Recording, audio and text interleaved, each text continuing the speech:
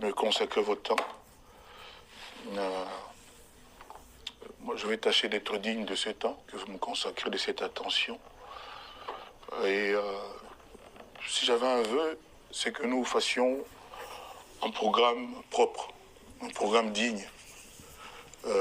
J'aimerais que les gens, après, quand ils nous verront, disent autre chose que c'était une bagarre, c'était une échauffourée. Donc j'aimerais que ce soit dans le respect mutuel, mais restez libre, posez vos questions en vous disant est-ce que cette question-là est appropriée. Voilà, donc ça c'est mon seul vœu. Si c'est dans cet esprit-là, moi je suis prêt à répondre à toutes les questions. Mais j'ai quand même des sujets quand même un peu plus importants que d'autres, notamment l'album de Madame Olomide, Cindy Le Cœur, qui est l'album qui est sorti hier. Et le but c'est il faut que Cindy explose. J'avais dit plus d'une fois que elle est la plus belle voix, en tout cas en Afrique. Et moi, quand je l'entends chanter aujourd'hui, je vois Céline Dion, je vois, comment s'appelle la Britannique là, la grosse là, j'ai oublié, Adele. Je vois des gens comme ça. Ça, des chanteuses qui chantent vraiment, sans tricherie, sans technologie. Elles chantent vraiment avec leur voix. Donc, parce qu'aujourd'hui, il y a des techniques un peu partout. J'étais ravi quand j'ai vu qu'on a créé des filles pour chanter des chansons de Kofi en usant de l'intelligence artificielle. Les gens qui ont eu cette idée l'ont eu parce qu'ils ont vu en Cindy l'intelligence venue du ciel. Donc l'intelligence artificielle vs l'intelligence venue du ciel. Cindy Le Cœur. Je suis très fier de le dire en tant que Congolais, en tant que mélomane, bien avant d'être son mari et tout ce que vous savez. Donc je me livre à vos questions avec le maximum de bonne foi possible et de sérieux. Je vous donne la parole. Peut-être, comme on dit toujours, les enfants et les femmes d'abord, ou plutôt les femmes et les enfants d'abord. Merci. Allez, je fais. Bonjour Mamassi, bonjour chers collègues, bonjour Kofi Olomide. Quand même. Bien sûr, je me présente, je suis Madame Diasuka Glody et d'abord je tenais à vous féliciter déjà de nous inviter à ces beaux cadres. En tout cas c'est très bien, nous sommes bien accueillis, merci pour ça. Ensuite, par rapport à votre album, je ne sais pas, poser des questions à monsieur ou à madame. C'est moi l'invité, si besoin est, je veux lui donner la parole, mais elle n'est pas venue. Pour ça, elle est venue m'accompagner. Parce qu'après, ici, je vous avais aussi invité à notre répétition. Ça me tient à cœur que vous soyez là. Okay, donc, si c'est vraiment question particulièrement pour elle, oui, on verra bien. Mais je peux parler de son album à l'aise. Très bien. On se fait sur l'India Congo. Merci. Je vous rappelle qu'il y a des dates à retenir. Le quartier La Paix va fêter ses 39e anniversaire ce 29 novembre à Évry-Courcouronne, dans les arènes. Ma première question concernant cet album, Suprématie. J'aimerais savoir concernant cet album, parce que la suprématie évoque la puissance, la domination et la maîtrise. Quelle est la signification profonde que vous donnez à ces mots dans votre parcours artistique, suprématie? Non, on va encore dire qu'Ofi ne respecte pas les journalistes quand vous posez une question à laquelle vous répondez vous-même. Suprématie, comme vous l'avez dit, c'est la puissance, c'est tout ce que vous avez dit, ni plus ni moins. Donc vous avez répondu. Donc c'est moi, elle non plus, elle ne vient pas pour s'amuser, pour rigoler. Elle vient pour prendre la place, pour compter. Déjà, elle compte beaucoup. J'ai aujourd'hui, en moins de 24 heures, des réactions des gens d'Angola, de Côte d'Ivoire, de Togo, de partout. Les Congolais, je n'en parle pas, c'est chez nous. Donc c'est sérieux. C'est qu'elle fait, elle est là pour prendre la place pour faire sa loi. Disons les choses comme elles sont. Et si j'en juge par le nombre des mélomanes, surtout des femmes, qui jurent par elles, je suis assez rassuré. Bon, les hommes rêvent d'elles, ça n'échappe à personne. Mais les femmes, aujourd'hui au Congo, c'est leur idole, sans chercher à faire des polémiques à deux balles. Donc voilà, donc elle est là pour s'implanter. D'accord, très bien. Une dernière pour passer les micros à mes collègues. Alors le mot suprématie, hein, moi c'est un peu un jeu de mots que j'ai voulu faire, parce que si c'est elle, si. Quand j'ai chanté Mamassi, pharmacie, hein, je mets Mamassi, tout ça. Donc Massi avec CY à la fin pour dire que c'est elle, quoi, voilà. Très bien, merci Koffi Olomide. Mais qui représente réellement cet album durant tout ce temps de voir Mamassi, Cindy Leclerc à vos côtés actuellement? L'album là, c'est à la demande générale. Tout le monde voulait que Cindy vienne comme ça. Tout le monde voulait que... Mais moi, j'étais déjà en train d'écrire les chansons, de recommencer, d'arranger. Ça nous a pris un peu plus d'1 an au fait album là. C'est-à-dire quand les gens disaient dans les... comment vous appelez, dans les analyses, entre guillemets, ah, Cindy, Kebo, et moi j'écoutais, je riais, tout ça. Sur les réseaux, partout. Bon, oui, mais les gens qui font les analyses sont dans les réseaux. Voilà. Donc quand ils disaient ça d'une façon ou d'une autre, moi ça me faisait sourire parce qu'on était au travail. Et Cindy, c'est une battante, c'est une travailleuse acharnée. Elle est d'une intelligence que vous ne soupçonnez pas. Elle est rigoureuse et puis elle aime ce qu'elle fait, elle aime la musique. Et puis voilà quoi. Donc pendant qu'on nous parlait, nous on travaillait. Voilà. Très bien, merci. Je vais passer le micro. Vous? D'accord. Je vais vérifier ça, comment ça va. Je vais révéler après. Merci beaucoup, Koffi. Non, c'est bon, là c'est bon. Bonjour, Koffi Olomide. Bonjour. Bonjour, Mamassi. Bon anniversaire en même temps. Santé, bonheur et plein de bonnes choses. Et par rapport à l'album Suprématie, je veux savoir quelle est l'étape la plus difficile, celle de la conception ou l'étape actuelle où l'album a déjà vu le jour? Mitterrand a dit rien de ce qui est grand n'est facile. Concevoir un album comme celui-là, c'était pas facile. Et puis réussir ce que nous on veut réussir, même si on est apparemment très bien parti, ce n'est pas facile non plus. J'entends les commentaires. Moi, ma femme vous le dira. Les gens qui commentent là dans les réseaux, je ne lis pratiquement jamais. Si je dis jamais, je mens. Quasiment jamais. C'est-à-dire, je lis 10 fois sur 100. Voilà. Et là, j'ai quand même lu quelques commentaires. Elle m'a fait lire. C'est éblouissant.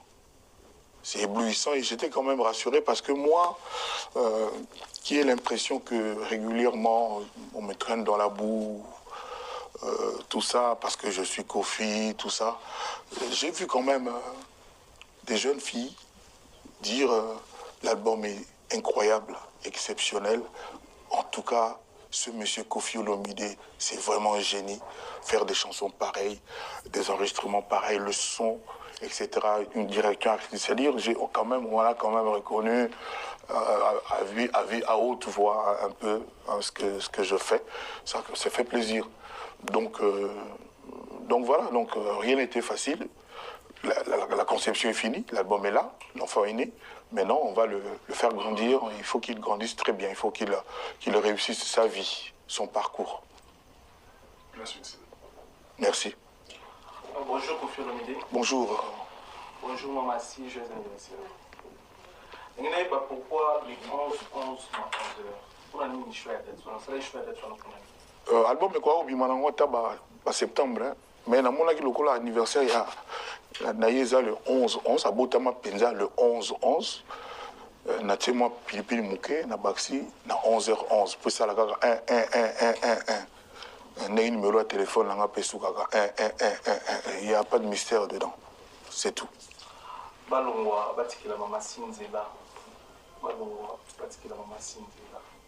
Dégager le couloir. Mère Lingaleka. Ah. Et là, on a lobby, batuto babala, nasir ba lobango pe pour na basi na bango. Na mona madame Mbelenga, mais Tracy Mbelenga, ah tu sais non? Nasir Tracy pe patron nenga liawa. Il passe là un jour on l'a fait non bon l'examen va te go mais trop bango l'examen. Trop ami va l'examen. Ou mère les gars avant. Nous les canasima. Donc ça non, nous comme mabeta et ça que mère aye quoi. Pas l'excès de musique, musicalement. Nyonso.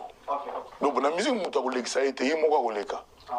Elle va se faire, elle sait déjà frayer son chemin. Ça n'est logo au sein de la moutouté ou à ça la rapé musique.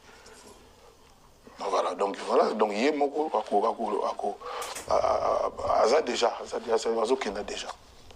On appelle la zozila. Magama kufinga ya utiliser batu baba kinakoloba banini ezalate magama ezalaka kinzembo contre nzembo wana nde pena to eba nani contre nani na banani bata monde musique ti eza monde musique ezala ba bangolais ezala ba Kenya ezala ba congolais ezataka ngana zo ba pona ka Congo te eza que donc pour ceux qui l'album nae banze mo musupe za na moi coloration moko un peu rumba penate ceux qui pena bien ceux qui ont dit nyoso banze musupe on a ba bien ba salutation et puis nzembo ya mboka na biso en fait ya mutu moi ya osala menuisier moko ya osala musala ndako et puis abi pas trop tant comme kenga na ka mokula ka bon c'est école ya moi école papa nanga mais biso to rivaka oui mba pe un jour na mnoka mboka mais ngareve nanga na yeba ta langue moko ya Congo te pa lingala oza nango moi patois kaka esangisa moi anglais transformé moi français tout ça abi non moi eloko moko ya mboka ezaka ba nzemo net ba mutu achi ba nini ezakuna na ngana reprendre nango tout ça bon aye nango bandi type nga pe na développer mon kitata moi sinanga ana moyala na pesi mbote ni na tuna pona lo babo nini ya tokoti pona boya nini tokoti sindi pe pona lo babo pe ni na ko place so lo bapena ke soué na yali avant na bien on na ye tout ça et puis version ya suka ya nzemo na embonga je recommande ça aux gens na bina banzimo pena ya terroir donc version suka lo ba place moko ko bale lenge mobali na nga yembisi nga akula nenga zo na kuma akula vous bazwaka komba mobali kola mobali donc aloba yango mais to retrouver ki yango te ba na suka wa tant tozo pesa no sala ba ni na suka mais ils appellent nous je suis fier batu ba yokango isa poto yoka mingi kula na ba beti ba yemba ngote donc naza fier na opi batu et belé pe bazo linga pe yango. Bonjour les grands Mopao, na profiter de joyeux anniversaire à Maman Si, nous va vomir tard que jamais. Profiter. Dans un album, il y a 17 chansons. Au sein du voyage, il y a Moulay, il y a album. Mais là, on a résumé. Il y a une chaîne. D'habitude, c'est des critiques au peu qu'on soit au banao comme on a beau. Quelque part. Parce que l'album, ça fait moins de jeunesse na kati. Et nous avons retrouvé, nous avons retrouvé la mélodie ou la mélodie na plim na yo ndenge ezalaki. So na nayeba osali yango mpona yo moko kosala se rajeunir de toi-même ou bien olandi par rapport à Ajama Massi na album wana kobimisa yo na kimwasi en fait o ya liboso na remarqué question ezalaki wana na répondre non na oyo te naloba na bino ke Cindy Lekere a dit Koffi Olomide au féminin et vous allez voir ça de plus en plus. Yé mo pa auto sala moi vidéo na ye alobi mon moi hein bolane moi vidéo na yo na te surtout mère et puis la tarate donc alobi mon moi ngape na vidéo na ngape na sala ili moi souhait na peut so bomoni yango na répéter à peu près la même chose banje musu sezana évidemment ba tuturo ba aliawa leki na ngamo na mère ayebisa bino ki banje mona sala kala on a Bruxelles, étudiants, banini. Mais, banzembo à Kofi, batebele, constatant les lots, ils ont démodé. En tout cas, on a tout le monde matolo. On doit parler sauter même le désespoir les lots. Bateau bayo quand on dirait pour na son wana. Ba on dit ça dit même album là na celle on a na molimo wana. Bon peut ça raison dans 1 an. Bat banoyo kaka nzembo wana. Nga problème nga ezate ko ba vu, po ba vu eza ba tricage. Tout le monde le lo ayebi. Talaka nzembo ya oxygène. Oui, bimi yo. Et on te démarrer qu'il bosse comment il a déjà 40 cas de ba komaka. Mais à cause de moi détail moi mouké, tout le monde a dit que tout changer version. Pour presque nzembo tout ils ont 2-3 versions. C'est-à-dire na mixer le long na kina yoki na bingi ingénieur na limso na 5 heures ba pito ba mona ka boy. Na saluer bango. Bana langa. Ba pina ba massa ba collègue. Tout liaka ba makaya bu ba dendon na ba butu. Donc na moi na bengi bango tout modifier. Donc mixage à liboso et tout le comment détail mouké. Donc, nous avons oxygène. Moi, détail, tout le monde a convenir. Na bengi ba na so minele na so ça là. Ba tia version na mususu. 40 000 kawana et que 0. Si on a la tourne toujours. Si on a ni na créer les sérieux. La même chanson. Et ça est 40K pour la moi détail au kolonze moi mais tchakaka yango kaka. Ça dit que tu tini razona a habiter l'oni noyo. Et change jamais dans nzembo na ko yebate. Bino pata boyo yango 10 fois boyo yebate. Ba 40K on a sikoyo eke wapi. Et rappeling ka ya YouTube na chaîne YouTube na ina boyo biti. Comme il a pas 2 millions d'abonnés. Ba yibango. Na ba technique abato ba yebi ba benga ba kombo batongo pare ba zap na agréé ba hacker. Donc ba zap ba yibi ke ba laka.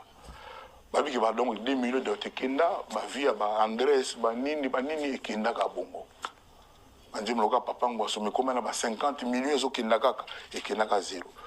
Bon, na évité bolé toi na so ba CD, jamais so oteka obimisa ki ba sala ki 50 000 CD et ozo ma ono zaka na 10 000 CD ne vandi. Mais les lots te pété. Bon, na ka pe ba viango, ba ta YouTube na ka mo so sali 1 million ya so ka $200, ya combien? Bah combien? 1 million. Combien de combien? L'émission il y a combien? L'émission 1 million pour toucher $10 000. Ah oui, 1 million de vues. Ah si quoi? Émission mais sur émission 1 million et na biso Congo na les alata émission. Non, émission ça 1 million de vues. Bon, courage hein. Donc voilà ce qui première question. Deuxième question, c'est na nzembo na biso ya kati ex par rapport à mon ex. Ouais. Par rapport à la température, parce que toujours la provocation. Parce que je commis mon ex. C'est une lettre dédiée à tous les ex. Alors bien on peut dire que cette lettre c'est déjà tout nani azanga ex. Ata etula nani azanga ex. Bon lettre nga boy. Bon éviter ba me raconter no ba ex nanga o sindia botola bangonga. Ah, nga le ba nga vérité. Ah.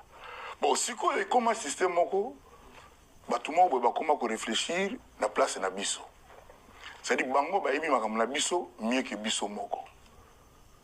Ne ça bon si ko d'abord muta yebi nanu nzembo Cindy Lequel. Fit. T'es fit nzembo fit yete. Kaka nzembo générique comme moi quartier latin na ti Kofi fit Cindy. Kaka générique nzembo tout ye muta yembi ngam na komi. Mais ye muta yembi. Donc et ça, c'est-à-dire, bimika un jour même pas coquille, et comme il dit que non, la provocation, et puis surtout, je me disais pour signer un maninga yembi. Mais là, on a deuxième chanteuse à yemba bon. Moi, je dis moi bien. Car il y a Congo, il y a Kenya pay. Pour moi, je dis comment kaka. Halala bébé, tu as pas tu bandé balak tin souga. Comment est belé, c'est le bandé mon rosa lango 20 mukolomo. So pendant le bilan que na sala album mabongo ah na osepela. Bon, peut être un délai. Et puis, nous sommes en train de bongo. Bato basala ngo bazana respect nanga parce que bato balinga bongo. Mais ngana mona na musique na bona mona musique faut ma minere ya la ndenge ex wana yali. To koti mwana oka bobor mo bongo pa ya Rihanna. Nze mo boné biso titre ngo te akina moi net ba espagnol net ba bloka ba pour na bloka ba gitan. Donc siko sindi apaloli ngo ndi bosoka. Na boyoki te bozo atambo boyoka. Pour na zo kamwa.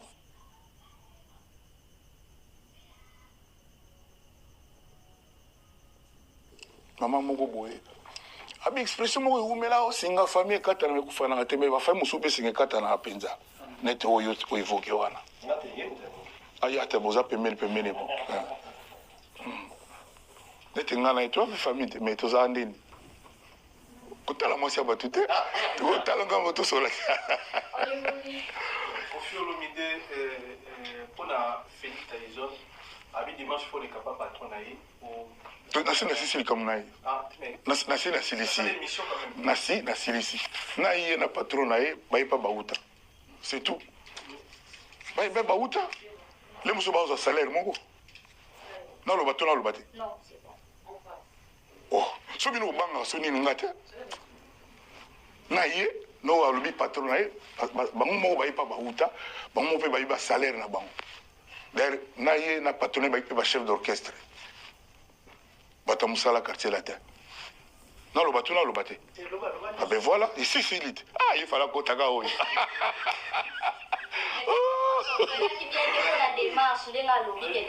Akoko azali libre lo bandenga lingi na sina sisi sujet na ye. Volcan azali, Meteng azali, Thierry Mogratani azali, Platini azali. Na yeba ki aloba wa lobby. C'est tout. Wana zaki 12 te mais zaki ba bien on wana bon, wana il mo pas. On évolue, merci Kofi Olomide. Ta parole, c'est une question par rapport à l'événement du Ghana? Mais oui, il y a beaucoup de Malouba. Ok. En rien. C'est une appelée Salani. L'année prochaine, 50 ans de carrière. Et bon, moi, je vais l'année prochaine. 50 ans de carrière, on a télémédbino, on a bêti costume à soi.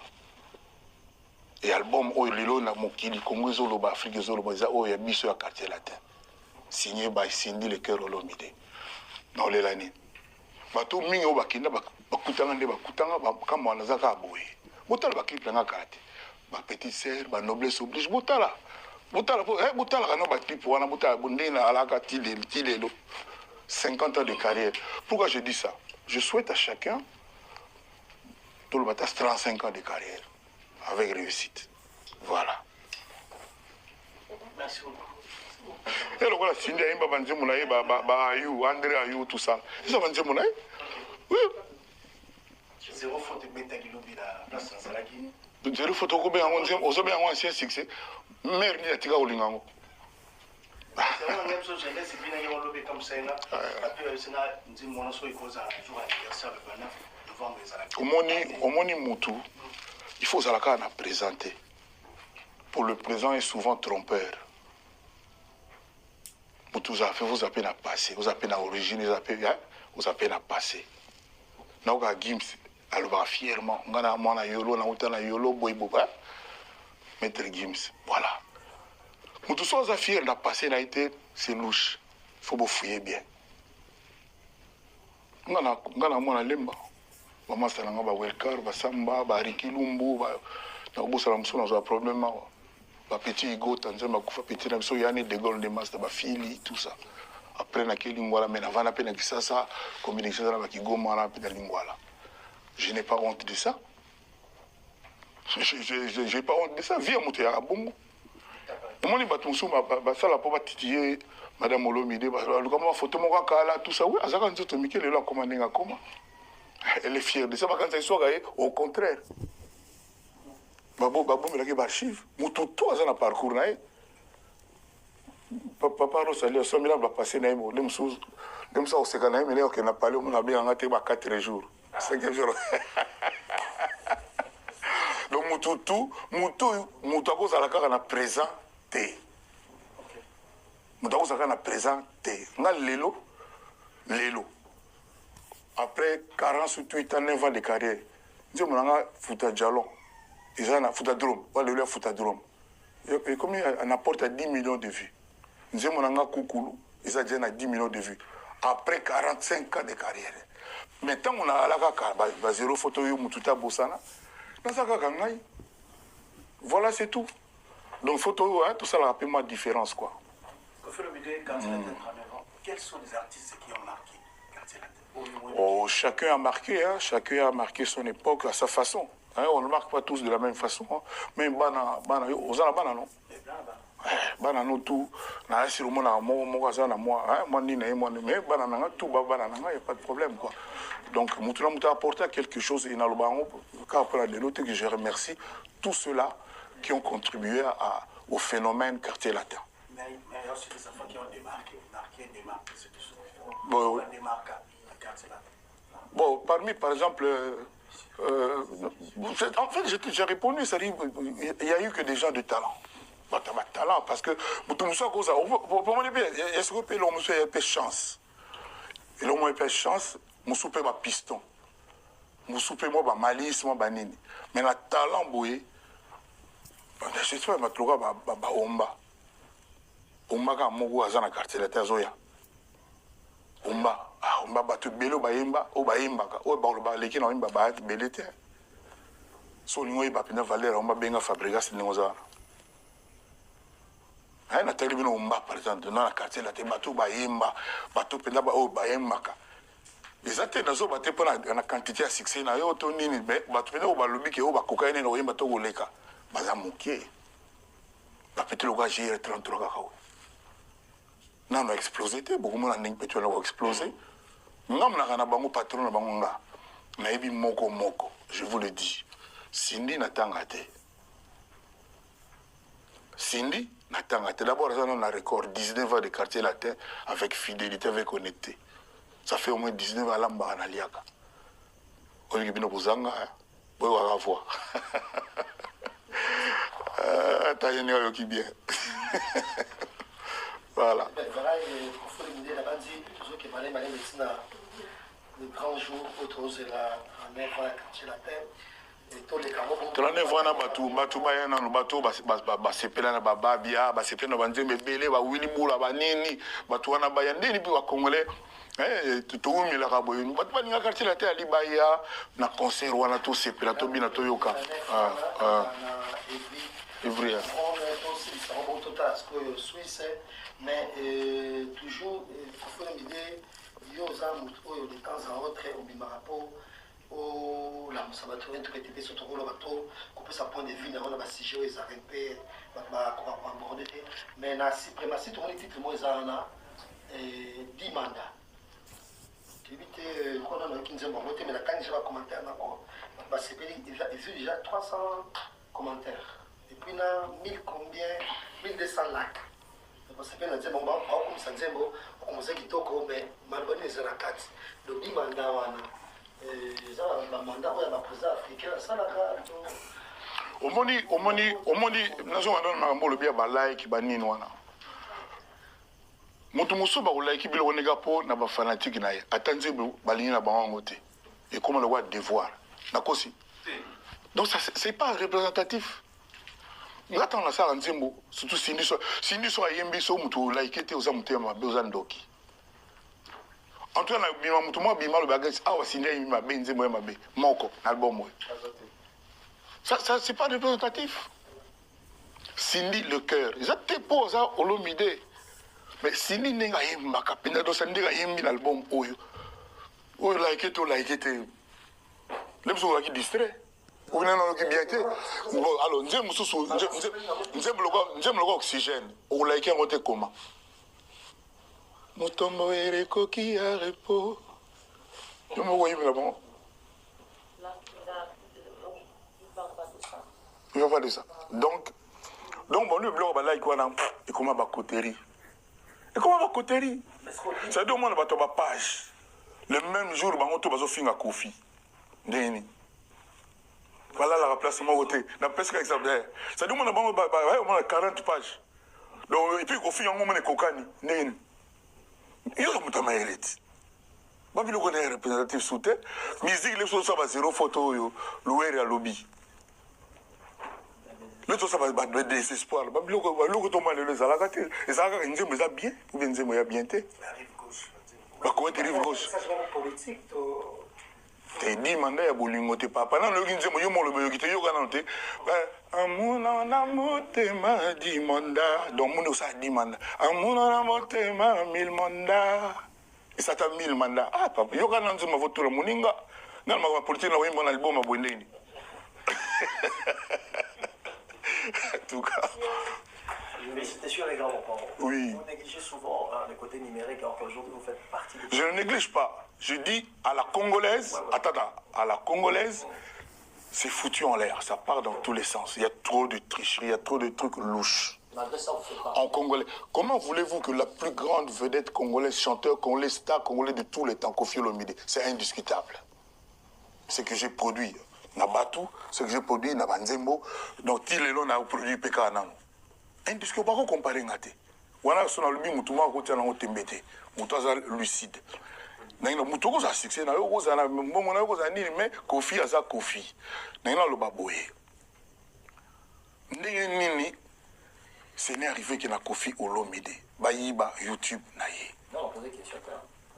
Mais c'est la numérique on a quoi? C'est-à-dire numéro 19h toi là. Et 19h. Ndenge nini magasin moninga boyi bango. C'est-à-dire d'ailleurs boyi bi vuiton. Sandro, ozola nangati. Parce que mutu asa na YouTube. Si vous boyi bi YouTube moninga et puis ozo sala ina na concurrence. Que yo cocaïne na alors que boyi bi YouTube na complotiste. T'es complotiste, c'est bénin comme mot. Ah, on est la criminalité. Les crimes. Magasin moningati, c'est-à-dire que yibi vuiton. Si ko o le baké, Dolce Gabbana le gi vuiton mais vuiton ba yibi en ça place les aïko na izala ka souté. Na bandela sika. Mais il faut pas te bailler ba lu ko na bolo ba moi c'est Mais c'est là réside votre force, Koffi. C'est ce que je suis en train de dire. Ah ben c'est ça, on a le bi Koffi, on a Koffi avant beau comparer beau botta là-bas le belé. Voilà, c'est ça. Je vous comparais pas. C'est ça. Ce que je suis en train de dire aujourd'hui, je pense qu'il tala mutoga Cindy. So mano ba ma Cindy, ba dologa alobaka te, bo yango na moni ba en salle une conférence te, alobaka na été tout ça. Mais batu ba ya ka ko finga ye ko loba makamu siri. O mona kati. Atabino moko. C'est sur base de quoi? C'est sur base de quoi?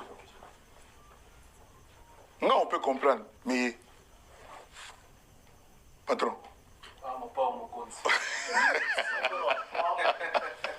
je voulais vous féliciter. Merci. Ma réflexion, c'était pour vous féliciter. Parce qu'aujourd'hui... Mais puis, Lelo, t'as si le Congolais, tout va au CP là. Tu as fait Baloba, nos albums, il y a signé des exceptionnels qui signent aimé bien. Et écoutez, tu peux dire? Petit ce que tu as dit, bataille quand on cadre d'analyse. N'habite sur ma belle Joe.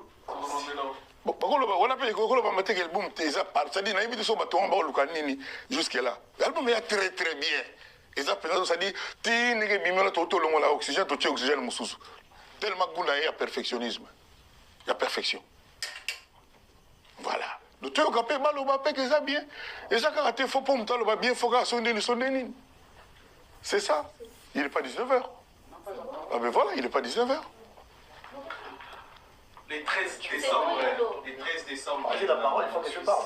Je te pose la question, tu me réponds. Le 13 décembre, la Suisse, Mamasi. Batu oyo non batu nano oyo basombi babiye na bango te na Genève. Balinga te ba rater histoire. Page moko monene ya histoire ya musique ya Congo. Na répéter. Bo sozo zonga te. Yo ya sozo ka ya zo mère. Bongai. Père. Le 13 décembre. Batu na bazu babité, ça le quoi non-sens. Baya bako vivre le comment on va vivre te. Ndenge artiste oya. Ndenge akozala. Ndenge abanda koyemba. Po na bigele abanda Bruce, na bitelo ni ole kana na salo wana. Po ndem lo Bruce mutayi bien ota zate. Na bitelo na kosi. Peut-être louer Et puis en plus, comme les autres, ils mélangent mango. Louere, serré, serré. Mais oui. Donc, bateau na baso ma billet vraiment na éviter so ba na raison nini basumba ba bien na bango bazala ba vivre au nan ba mona parce que nan nous na kamba ba mona nan ba mona te na accoutrement ta koyimba na comportement na attitude na makambo surtout quartier la tête aux alala parce que quartier les habits surtout na imo aussi ni toi quartier tous wana awoyi makapela te sambunda sanini tous wana secret Koffi Olomide Zani. Motema malamu, motema malamu, motema malamu. Oui. Album est mis à Mamassi. Oui. Le 39e anniversaire à Quartier Latin. Le 13 décembre, le concert à Mamassi. La suite, on s'est partagé pour la promotion. Nous organisé. Au moins, le presque minute tout le monde qui est une émission na résolu comme non, bois na respectaka, on a linga, tout ça la bouée. C'est encore mieux, mon j'espère vraiment que vous faites ça pendant mon boro, j'espère que tu as photo John Kofi Azolo, babon, et puis là, tu peux me payer. Voilà. Donc, on a un problème dans mon côté, on a ça la formule comme ça, mon tout a vraiment satisfaction. Donc voilà. Donc, moi, ça a inspiré l'organisation. Et puis, il faut mon conseil, remarque, gang, là, on a Zwaka. Ah oui. Mais pour la les 13 quand même, décembre, le concert, il y a Mamassi à Genève. Bon, dans la chaîne, on peut s'appuyer en ordre de permettre de tout Mamassi. Et au moins, même là, je me suis stressé, je me suis dit, il y a une photo jaune. C'est cette question. Et ça, pour la question, et ça, pour la Mamassi. Et ça, conférence à Mamassi. Il y a une répondre. Mais la question sur par rapport. Mais il y a eu le posé la question. Le 13 décembre, le concert à Mamassi à Genève. Oui. Biso allait karaté mais pas mindele pe na TV5 yemoko on a bien yemoko face à mindele moko émission c'est quoi parce que na biso tout organisation biso tout na lo bango et puis so na yawa na bandi non ah oui ne ya tunanga na bia olega te olegi pa mindele na TV5 est-ce que ça courtois toi bazo maté to communiquer quand même pour la yemoko événement na les 13 dans l'album na lobby soki tozala ba projet na biso ya bongo na ya soki pa na bino lo bagino ye pa les gars faut ka midele ba la ba métis banini ça l'a raté mais boss no boyamba yamba na mona pa basuka na bona nanga e pa basuka na éviter so yo bi côté bazar na éviter so tout voilà parce que beta kaka c'est quoi signal linita beta kaka ya linga beta penza. Voilà. Merci Koffi Olomide, j'aimerais que vous adressez officiellement la fanatique Nion Soborta la Biso. Tous encore à 40 minutes, hein? Il y en a encore? Oh, tous c'est à 19h. Ah, d'accord. Ben, moi, c'est ma demande, au fait. Vous pouvez vous adresser dans tout Babana, vraiment quartier latin depuis, dans la fanatique, latino, parce que le Vanaf, c'est une grande fête pour le 30e anniversaire, il y a quartier latin. Na bato baleka, na bao baza actuellement, na biso, ba presse, on s'adresser et pour la journée, ça la d'une manière peut-être officielle. Bato nyo surtout en Afrique, ba ebe nini wana quartier latin.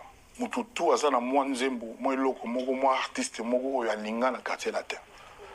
Donc quartier latin, je m'adresse à tout le monde, quartier latin totalise 39 ans. Rien que ça, le quartier latin mérite que vous fassiez le déplacement.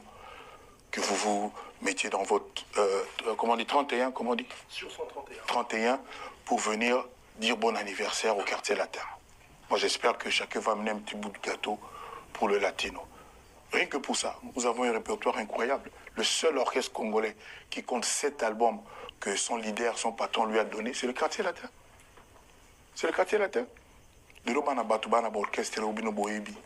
De l'Oga projet, orchestre, album, on paye Simba. Amen. Papa nanga moto ya pasi. Amen. C'est Billy. Ali Devs, tout ça, c'est Koffi a fait ça dans Misena, Calvaire, Burumpela.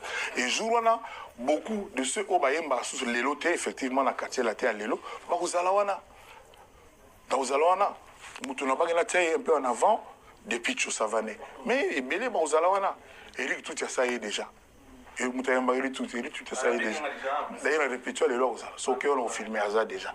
Donc, on m'a pris un faux mot, on m'a boué, à Zali. On a évité. Tola la mouka. Tola la mouka. C'est très bien. C'est bon. Confirme les 39 ans, quartier latin, pas de difficulté du côté là.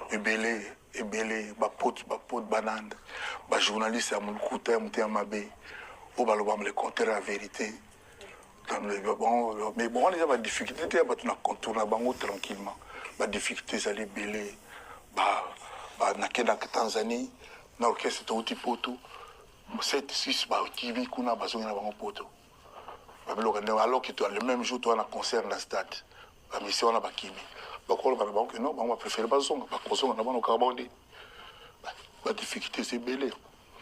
La difficulté, c'est plus sérieux. Et comme au quartier de la terre, c'est India Boumiango. Le quartier de la terre, c'est incomparable au Sindia Zali. Donc, la qualité de l'album. Quartier latin, on préfère. Au quartier latin, on l'équipe. Génération, il y a un artiste préféré. Le quartier latin. Oui, oui, après, oui. Oui, c'est déjà maman, c'est ça. Mais si on a appris, oui, après, oui.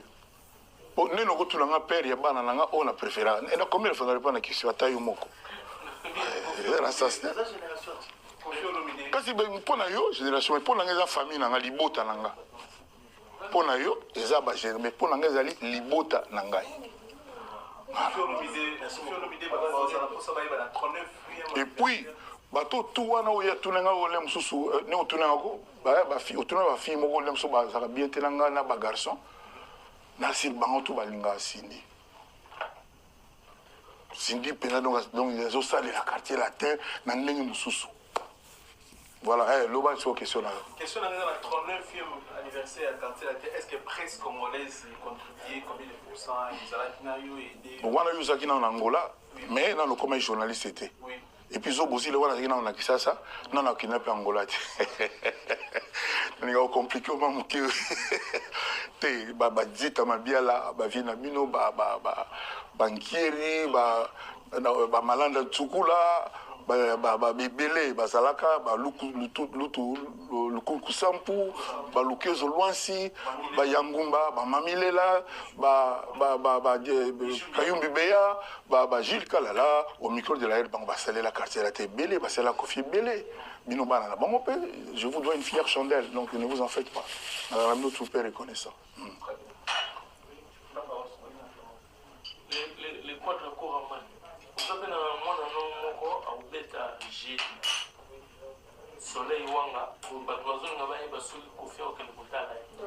bon, normalement, sur le programme, on appelle ça répétition, ils appellent lobby.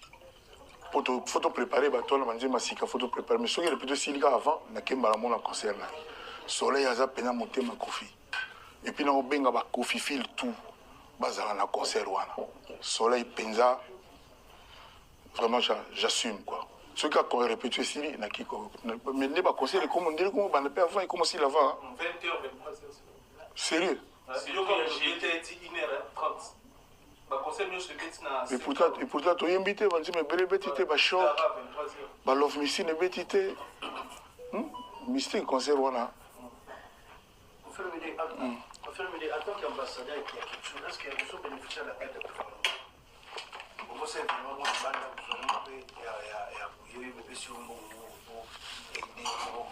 bon, quand on commis pour le gouvernement, Moussala, ils ont une valeur. Moussala musique, Moussala footballeur, un talent joueur. Lionel Messi Potia Babi, dans limité gouvernement argentin intervenant. N'est un numéro 1 de tous les temps, incontestablement. Tipo Azo Loba Loba, Tro Mikolo Cristiano, pour moi, il y a Messi Aleki, qui est Messi Loba. Donc, ma polémique, Mikolo Yali. Oh, Cristiano Lobi, qui est quand même Taloba. Messi Loba, Messi, abominable. Oh, si on a le que Messi pour nous le plus grand, il a vous soyez fan, moi, longue et puis l'intelligence, on a ébié à Olongwate. Pour l'anga, mais c'est ce qu'on a dans le barat. Moi, Messi, pose à la Messi, na Cristiano, président Portugal à salarié, Messi pas salarié, musique est bon, peut-être moi, on a une. Moi, monsieur, avec 2 jours. Avec 2 jours. 3 jours. Et combien tu l'as? 3 jours. Il a invité le président Mali, Mouta Salibon, comme Mouta Mali. Mais d'origine. Musique est 5 ans. Voilà. Avec 3 jours. Parce que ce commune en bongo, vous tout le monde n'est pas lingi. Après, à l'obéga gouvernement, ça lui en a beau. Les gens vous comprennent. Et comme facile, et comme ça dit Moutoutou, et comme peut-être ton état dit, petit là, il y a tout le monde dit Bourubino, à Tchépé du Baya, tout ce qui est dans Wimbledon, président, vous êtes là, non? Moutala n'y a pas de prix. Tes musiques, c'est qu'il faut toka, les mouvements risquent à moi, échec et là. Et ça, c'est l'échec, et ça, là, l'autre. Échec, et ça, l'autre. Quand tu as 49 ans, tu as 39 ans, tu n'as pas 15 concerts par fois. Sur 2 000, sur 7 000, sur 10 000, sur 40 000, sur combien? Oui. Donc, mais ça est comme une rebond. Je ne sais pas. S'il vous plaît, attends. Je voulais savoir, vous avez évoqué quand Congo a Ayana Kamura et Tikenga, parce qu'il y a ça là déjà 3 jours. Voilà, tout on a eu 3, on a tenu à l'occasion. Est-ce que commis 3? Est-ce que vous pouvez envisager peut-être la base de Zoya, peut-être la sauce Stade de France? Ça dit, dans cette émission, il y a une conférence. Je vais question à Zilam Konaoya. Pour le tout le 29 novembre, Batubaya, tout là. Et puis les 13, Genève, voilà, on les a dit jamais vu. Ah, voilà, c'est ça. Mais je vais question pour Nangati. Parce que on a répondu et comme on a fait respecter à Joël, c'était. Mes réponses sont les mais tout qui est dans le lobby. Na moni kandi ba sala respecta ba jotani à lobby na monsieur c'est ça to suka boye on a complété une question il y a Junior Louéré na comment on a fond pour la promotion de la culture donc les légitimes ceux qui l'état congolais a subventionné par ces nabiso les légitimes mais soit l'inga ceux qui ont subventionné a subventionné ba tout justement je dis disques à signer biba subventionné toujours après ma vie ma clip à to tirer la terre na ba 13 clips au nom de Salamité. Ça signé par 4 millions de dollars. Surtout signé. Parce que 4 millions c'est l'eau. Qu'est-ce qu'on est tout le monde? Mais nous avons tout na yaki na ba non na tina batuma boye bosala ba nini ba pesa non. Je voilà nga muta bon nga na koma bo na effort personnel. Et na pesa pelu pemba na batu. Voilà. Batu musupe na kansaka bako am tapé ki to yibi mutu mutu koma olingaye grâce na bango. Bon moté. Donc nga so ba moni ke bako net nga na o mériter. So net cette net l'année ba ne voya so na bigi non la salwa nettement jubilé moi le mandé voilà. Wana ils ont mérité l'État intervenir. Par exemple, c'est tout à fait légitime que l'État congolais a accompagné. De sa propre volonté. De sa propre volonté. Il fallait que l'ambassadeur de la culture. Il y a la Sengaïta. Bon, on est qui n'a parce que si on a fait des promotions, on a ce qu'il faut moutonner sur tout idée. Alors on a peut-être qu'il y a une concurrence. Pour tout comme un démon. Au concert au sommet, ticket tout peut se bander. On a batondi. Batie bavion sont des Ils vont subventionner, mais pas les prix en monter. Mais la partie. Non, s'il vous plaît. Et moi, je dis comment ça va tirer l'inga. Non, c'est pas 2 millions, 20 millions, 20 millions, 20 millions, 20 millions. Toi, non. En tout cas, tu as 20 millions, c'est un maramouling. Ok, peut-être dans mon fermé. Au bout de tout va bien, on montre un peu à vous. Aussi, son qui n'a Villeneuve Saint-Geoffre, mais tout va bien. Voilà, ou alors tu as un portefeuille. Vous avez 20 millions. Et c'est lit. Au lieu de non concert, on a beaucoup de 20 millions. Voilà. Et quand on parle, na ING, les fanatiques de quartier la Tembélé, ils ont moins souci à mon thème par rapport au répertoire.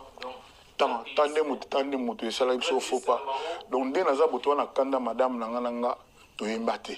Sigo ningi tozala na wana ndepende ningi tozoki na on a bi répétition importante donc tozoki ndapna pour to yemba pina ngala na besoin na yemba na yemba pina nzembo lokola VIP ba mulere ntongo wana naima bafei pene banama love me sin sindi pe na posa penda aiba banana tana lilika niki nenga bana chanson na le temps pena batela so na sindi bina fa mbata dinze bonga fa mbata pata atape 11 nzembo question na meza oui pour la fanatique iba yozo envisager au bana wema na r parce que on est système à 18h bon ngai mokonzi na ngai yo azali awa mokonzi na ngai yoyo baza na staff na bango balobela ngai wana batutu ke kota ah papa concert bana di bon quartier la test ko bana ba yimba te bana babwaka batutro wana o babwaka batutro ba yimba te 20h na lobby ngai nazana ba patron bato bayake kendo banda eza organisé ba ayoki anini ayoki ni ndenge bafani baza na besoin donc bafani baya avant bafani baya avant bana na okana monaki spot ya petit langa buba akendaki na supermarché moko boye là la bio non venez déjà à 14h soyez là 14h déjà parce que il faut pas qu'il y ait de queue trop long voilà so what baya bango avant pena avant makamutu ifandi problème te Kofi Olomide année prochaine